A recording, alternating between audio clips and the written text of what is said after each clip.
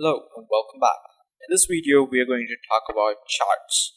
So click all, you'll see various kinds of charts, and let me tell you, this is a new feature that Canva has introduced. This wasn't there 2 months ago, I guess. So this is pretty new feature and I'm going to teach you this. A lot of people don't know about this feature in Canva yet.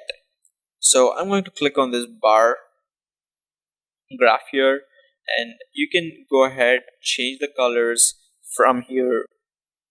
So I don't like purple, like I'm putting it red so that it's bright and it pops up. So what if I want to change the values here? So click on the graph, click on edit, and you can change the values here. So I'm going to keep it 20, 12, 25, 10, 5. You can go ahead add more items if you want, and Canva lets you do that as many as you want.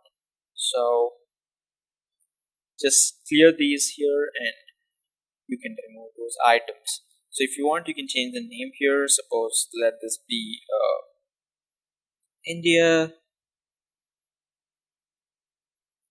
USA, UK, Australia. I'm just giving some random names. But if you notice, the black color doesn't really pop up. So what I can do is I can go here, change the color to white.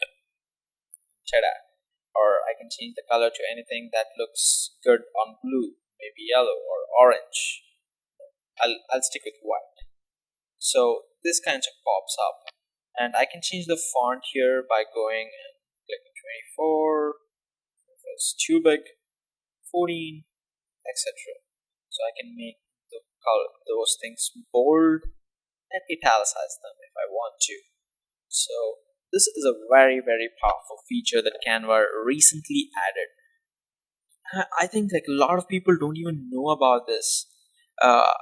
So this is really an important skill that will give you an edge over others.